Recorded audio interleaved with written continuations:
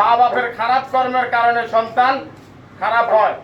আপনার সন্তান, আপনি যেমন গাছ যেমন সেটার ফল তেমন হবে, আপনার মতোই হবে। আপনার দিনদারি যত বেশি হবে, সন্তানের দিনদারি তেমন হবে। আব্দুল কাদের জিলানী রহমতুল্লাহ আলাইহির মা 18 পারা কোরআন শরীফের হাফেজ ছিলেন, আর আব্দুল কাদের জন্মের পরে 18 পারা কোরআন শরীফের হাফেজে মুখস্থ। 18 পারা কোরআন শরীফ সে পারে জন্মের পরে। ওই যে বাচ্চা পেটে থাকতে মা কোরআন পড়তো, বারবার কোরআন শরীফ পড়তো। বাচ্চা পেটে থাকতে আল্লাহর নামে জিকির করতো। বাচ্চা পেটে থাকতে মা বারবার আল্লাহকে ডাকতো, মুনাজাত দিয়ে কান্নাকাটি করতো। এই জন্য এই পেটের বাচ্চাটা দিনদার হয়েছে।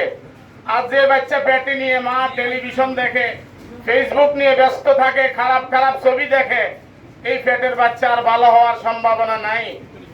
আমার মায়েরা, আপনারা রাগ করবেন না। আপনার চরিত্র, বাবার চরিত্র, এটাই জীবনের পুঁজি, এটাই জীবনের পুঁজি। আমরা যেই চরিত্র, যে তাকওয়া লালন করতেছি, এটা আমাদের উস্তাদ থেকে পাইছি এবং মা বাপ থেকে পাইছি। মা বাপের শিক্ষা হলো সন্তানের জন্য সবচেয়ে বড়। আল্লাহ আমাদেরকে তৌফিক দেন বলি আমিন। আপনি আপনার সন্তানের একটা সমস্যা চলতেছে, আপনি তাকে শিক্ষা দেন, ওযু করো, ওযু করে 2 রাকাত নামাজ পড়ে আল্লাহর কাছে বলো। এই সন্তান সারা জীবন কোনো সমস্যা হলেই নামাজ পড়বে এবং আল্লাহমুখী হয়ে যাবে। আপনি সন্তানকে রাস্তা দিয়ে হাঁটার সময় তালিম দেন যে রাস্তা দিয়ে হাঁটতে হাঁটতে তুমি জিকির করতে করতে মাদ্রাসায় যাবা, জিকির করতে করতে মাদ্রাসায় আসবা, সুবহানাল্লাহ, আলহামদুলিল্লাহ, লা ইলাহা ইল্লাল্লাহ, আল্লাহু আকবার। আপনি তালিম দেন। আপনার সন্তান গাড়িতে বসে আছে, এই গাড়ি অ্যাক্সিডেন্টের সম্ভাবনা আছে। যে বান্দা গাড়িতে পড়ে বসে তসবিহগুলি পড়ে, এই তসবির উসিলা আল্লাহ তাআলা অ্যাক্সিডেন্ট থেকে বাঁচিয়ে দেন। ইউনূস পয়গম্বর মাছের পেটের ভিতরে আল্লাহ তাকে অ্যারেস্ট করেছেন। একটা তো পানি, সমুদ্রের পানি, আরেকটা জেল হইলো, একটা হলো সমুদ্রের পানির জেল, আরেকটা জেল হলো মাছের পেট। এই 2 জেলের ভিতরে ইউনূস নবীকে আল্লাহ তাআলা অ্যারেস্ট করেছেন। আল্লাহ কোরআন শরীফে বলেন, ইউনূস যদি তসবিহ না পড়তো তাহলে কিয়ামত পর্যন্ত মাছের পেটে থাকা লাগতো। তসবিহটা কি? লা ইলাহা ইল্লা আনতা সুবহানাকা ইন্নী কুনতু মিনাজ জালিমিন। এই জেলের ভিতরে ইউনূস নবীকে কে উদ্ধার করেছেন? আল্লাহ উদ্ধার করেছেন। আপনার সন্তানকে এই ধরনের গল্প শোনাবেন, এই ধরনের শিক্ষা দিবেন। আপনার শিক্ষা পেয়ে আপনার সন্তানগুলি ভালো হবে। আর মায়েরা যারা, বাবারা যারা এসেছেন, আপনাদেরকে অনুরোধ করব, আপনার জবানটা আল্লাহ জিকিরে জারি করেন। আপনি যে নামাজের সময় হলে নামাজ পড়ে ফেলেন, আর জবানটা আল্লাহ জিকিরে জারি করেন। ঘরে কোরআন শরীফের তেলাওয়াতের অভ্যাস করেন। প্রতিদিন কোরআন শরীফের তেলাওয়াত যেন জুয়ান বুড়া সবাই যেন কোরআন তেলাওয়াত করে, তাহলে আপনার ঘরে আল্লাহ তাআলার রহমত নাজিল হবে। কোরআন থেকে যারা দূরে থাকে, আল্লাহ তাআলার রহমত তাদের সাথে থাকে না। যেই ঘরে কোরআন তেলাওয়াত নাই, ওই ঘরে আল্লাহর রহমত আসে না। আযাব গজব তাদেরকে গ্রেফতার করে। আপনি তেলাওয়াত পারেন না, তেলাওয়াত শেখার চেষ্টা করেন, অথবা বাংলা অনুবাদ পড়েন। সারাদিন কোরআনের অনুবাদ করতে থাকেন, আপনার অজান্তে চোখ থেকে পানি ঝরবে, আপনার কলব পরিষ্কার হবে। এই কোরআনে কোনো মানুষের হাত নাই, এটা আল্লাহর পক্ষ থেকে আসছে। এটার অর্থগুলি এবং লফজগুলি সবই মুআজ্জাজ, সব আকাশ থেকে নামছে, এখানে কারো হাত নাই।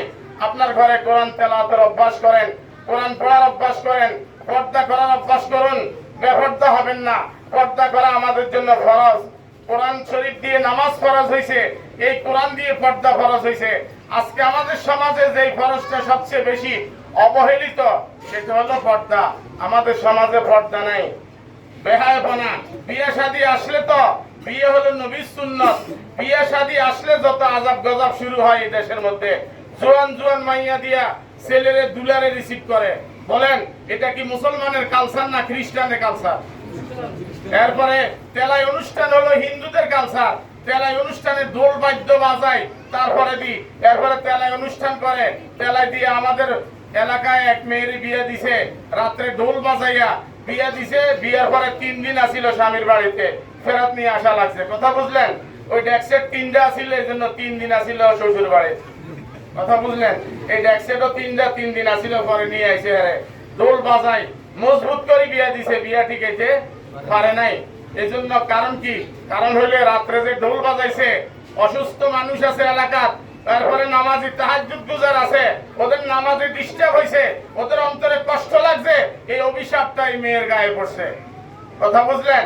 আপনার মেয়েকে সুন্দরভাবে বিয়ে দেন, পবিত্রভাবে বিয়ে দেন। আর বিয়ে আসলে তো একেবারে বোরকা টোরকা সব উঠে জায়গা, সব নতুন সাজে সাইজা মহিলারা বিয়ে খাইতে যায়। কোরআন শরীফে আল্লাহ বলেন, ওলা তাবাররাজনা তাবাররুজাল জাহিলিয়াতিল উলা, জাহিলি যুগের মেয়েদের মতো তোমরা মেয়েরা, তোমরা মহিলারা জাহিলি যুগের মতো ডিসপ্লে হবে না, নিজকে সাজাই গুজাই মানুষের সামনে পেশ করবে না। খবরদার, আল্লাহ নিষেধ করেছেন। কোরআন শরীফে সূরা হাজাব সূরা নূর পড়বেন, সেখানে আল্লাহ বলেছেন তোমরা মেয়েরা মহিলারা বেশি ঘরে থাকবা, বিনা প্রয়োজনে ঘর থেকে বের হবে না। কোরআন শরীফে আছে ওয়াকারনা ফি বুয়ুতিকুন্না ওয়ালা তাবাররাজনা তাবাররুজাল জাহিলিয়াতিল উলা। আজকে একই পরিবারে একটা মেয়ে বলদিগি মাদ্রাসায় পড়ে, আরেকটা মেয়ে স্কুলে পড়ে, একটা পর্দা আছে আরেকটার পর্দা নাই। কি আপনার মেয়ে দুইটা বেহেশতে যাওয়া লাগবে না? না একজন গেলে চলবে নাকি? নামাজের কথাই বলছি, গেলে কয় আমি তো মাদ্রাসায় পড়ি না। নামাজ কি মাদ্রাসার জন্য নাকি? না মুসলমানের জন্য। আপনার ছেলে একটা মাদ্রাসায় পড়ে, এটা নামাজ পড়বে আর বাকিরা নামাজ পড়বে না নাকি? এজন্য মায়েরা আসুন পর্দার মধ্যে থাকার চেষ্টা করি। পর্দা লঙ্ঘন করলে আপনার উপর আযাব গজব নামবে।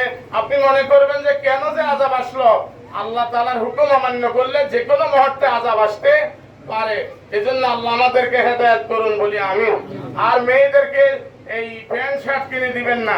বক্তারা বলেছেন, আগের বক্তারা, যে ছেলেদেরকে প্যান্ট শার্ট পরে, বর্তমানে শুরু হয়েছে মেয়েরা প্যান্ট শার্ট পরে। ঢাকা শহরে গেলে দেখা যায় হাজীগঞ্জ আছে, মেয়ের গায়ে ওড়না নাই, গায়ের মধ্যে পাতলা গেঞ্জি আর পরনে প্যান্ট। হাদিস শরীফে, আবু দাউদ শরীফের হাদিস, নবী আলাইহিস সালাম বলেছেন ওই মহিলাদের উপরে আল্লাহ পাক গজব নাজিল করে যারা পুরুষের ড্রেস পরে। আবু দাউদ শরীফের হাদিস, আল্লাহ রাসূল বলছে তার উপরে লানত, তার উপরে গজব, যে মেয়ে পুরুষ হতে চায়, পুরুষের ড্রেস পরে। এই গজব ঠেকানোর শক্তি পৃথিবীর আর কারো নাই। এটা মুহাম্মদুর রাসূলুল্লাহ বলছে। আল্লাহ পাকের গজব তার উপরে, যে মেয়ে পুরুষের ড্রেস পরে, পুরুষ হতে চায়। বর্তমানে মেয়েরা খোলামেলা চলতে পছন্দ করে, তাদের উপরে আল্লাহ পাকের অভিশাপ। আপনারা যারা মাদ্রাসার সাথে জড়িত, খবরদার, ছোট্ট মেয়েকে প্যান্ট শার্ট কিনে দিবেন না। কারণ হলো এই প্যান্ট শার্টের প্রতি তার যদি মায়া লেগে যায়, এটা বড় হলেও থেকে যাবে। এখান থেকে দূরে রাখার চেষ্টা করবেন, আদব কায়দা শিক্ষা দিবেন। আরেকটা বিষয় হলো স্বর্ণ রূপা পরিধান করা পুরুষের জন্য দুনিয়াতে হারাম। কথা বুঝলেন?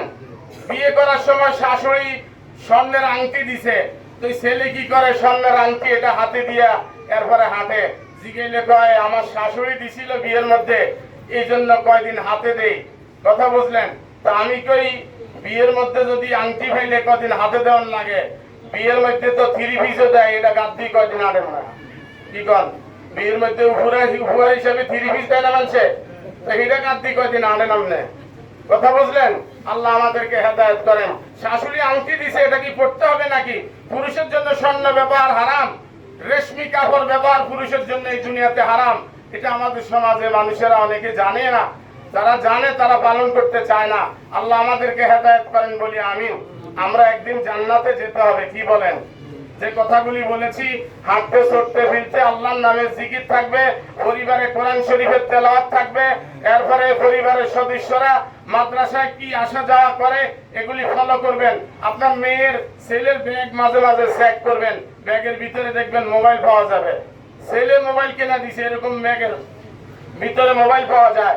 এরপরে ব্যাগ চেক করবেন, ব্যাগের ভিতরে অন্য ড্রেস থাকে, যে মাদ্রাসার ড্রেসটা অন্য বাড়িতে চেঞ্জ করে সে কোথাও চলে যায়, এরপরে আইসা আবার চেঞ্জ করে আপনার বাড়িতে যায়, এরকম রেকর্ডও আছে। কথা বুঝলেন? ব্যাগের ভিতরে সে কোনো অন্য ড্রেস রাখলো কিনা, অন্য একটা স্কার্ফ রাখলো কিনা, যেটা গায়ে দিয়ে সে কালীবাড়ি যেতে হবে, কালীবাড়ি যেতে হবে, এটা চেক করবেন। এটা আপনাদের দায়িত্ব। আপনার মেয়ে মাদ্রাসা আসলো কখন, গেল কখন, এগুলি ফলো করবেন। আপনি সচেতন হবেন, আপনার মেয়ে পবিত্র থাকবে। আপনি যদি সচেতন না হন, মেয়ে পবিত্র থাকবে না। আল্লাহ আমাদেরকে বোঝার তৌফিক দেন বলি আমিন। আর নামাজের সময় হলে নামাজ পড়বো আমরা, কেমন? আমাদের এলাকার কথা বলি, মহিলারা জোহরের নামাজ পড়ে 3টে বাজে। কথা বুঝলেন? শুধু বাংলাদেশে জোহরের নামাজের টাইম হয় 3টে বাজে। আর পুরা ইসলামী বিশ্বে জোহরের নামাজের টাইম হয় 12টা, 12:30টায়। শুধু বাংলাদেশে। কথা বুঝলেন? আমাদের মায়েরা, আপনাদের কথা কই না, আমরা এলাকার কথা কই, মায়েরা এই ফুলা ভাইলের খাতা বালিশ লই, কাপড় চোপড় লই, এরপরে গাটলা রওনা দেয় 2টা বাজে। এটি কাছারি 2টি আই নামাজের টাইম পায় না। তো কিয়ামতের দিন আল্লাহর কাছে কইব আর সময় পাই না, কি করবো? কথা বুঝলেন? কিন্তু নামাজ যদি এই মহিলা যদি রওনা দিত পুকুরে পড়ে 10টায়, বাচ্চার কাপড়গুলি সূর্যের আলোতে শুকাইতো। আজকে ডাক্তাররা বলে সূর্যের আলোতে যে কাপড় শুকায় এই কাপড়ে কোনো জীবাণু থাকে না, কোনো রোগ থাকে না, কোনো দুর্গন্ধ থাকে না, যেটা নিয়ম। আমরা রুলকে অনিয়ম করার কারণে আজকে আমাদের যত সমস্যা। আল্লাহ আমাদেরকে হেদায়েত করেন। একজন মহিলা জাহান্নামী হবে 2টা কারণে। একটা হলো স্বামীর অসন্তুষ্টির কারণে, আরেকটা হলো এই মুখের মধ্যে তার মুখের মধ্যে আযাব গজব, এরপরে বিভিন্ন গালিগালাজের কারণে হাদিসে আছে। আল্লাহ আমাদেরকে সহি বুঝ দেন বলি আমিন। আমা আলাইনা ইল্লাল বালাগ। আসসালামু আলাইকুম ওয়া রাহমাতুল্লাহ।